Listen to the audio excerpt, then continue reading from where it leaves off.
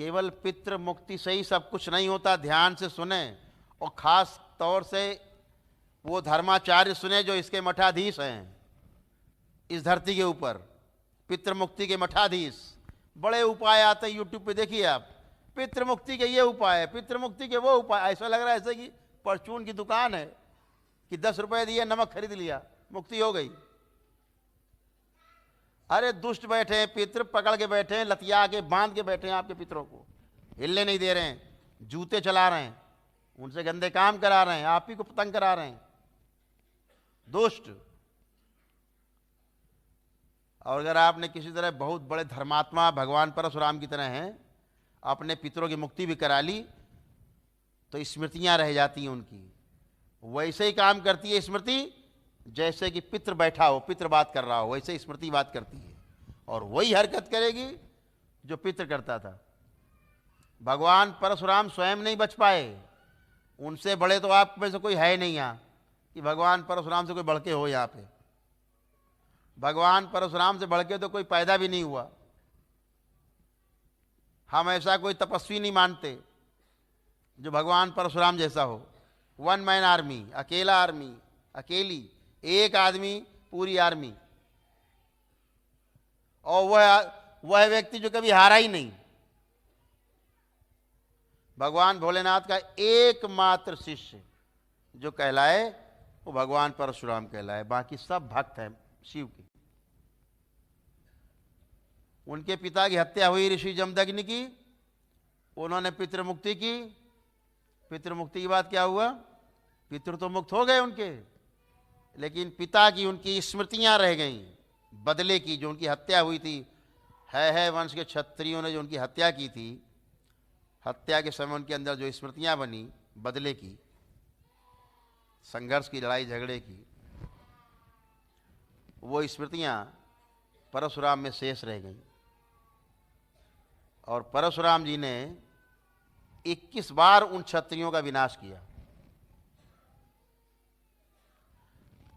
उस एक स्मृति ने उस भगवान परशुराम का, जिसका की मूर्ति, जिसका चित्र हर हिंदू के घर में होना चाहिए था, उस भगवान परशुराम को उस एक स्मृति ने खलनायक बना दिया।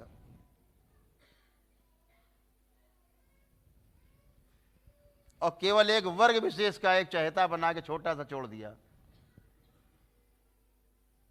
जिससे बड़ा संसार में कोई तपस्वी नहीं। वो स्मृति ने, केवल एक स्मृति ने पिता की, जो चिपक गई उनके अंदर, छूट गई, 21 बार नरसंहार कराया, लाखों लोग मारे उन्होंने, हत्याएं की। एक ऋषि ने हत्याएं की। कल्पना में है आपकी कि कोई ऋषि हत्या करेगा?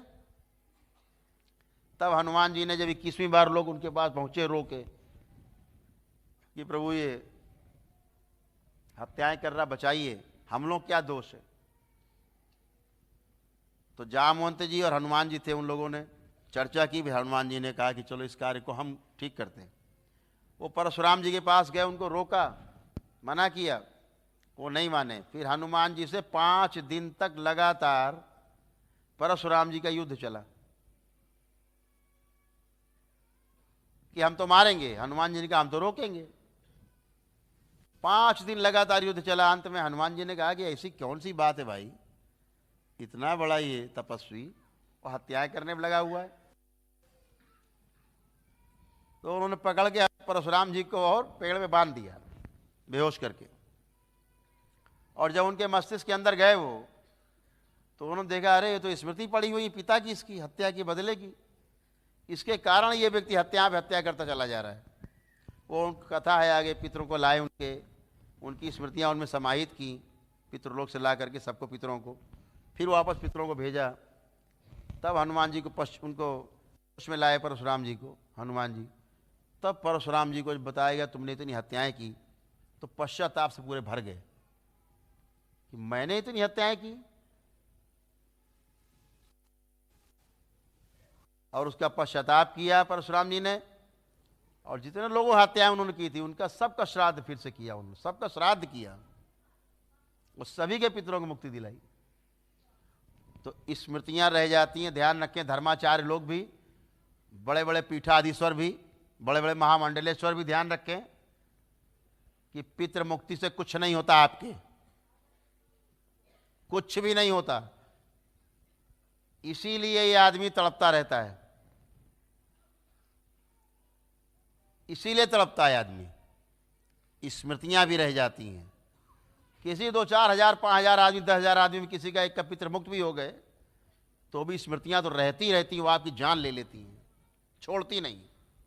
तो आप कहते हो पितृ मुक्ति तो कराया है लेकिन फिर भी हम तंग हैं।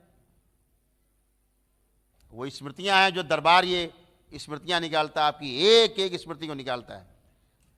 आपको लगता है हम आत्महत्या कर लें, ये स्मृति है। जैसे स्मृतियां हटाते हैं आप कहते हो बिल्कुल नहीं, बिल्कुल आत्महत्या नहीं करेंगे। ठीक है।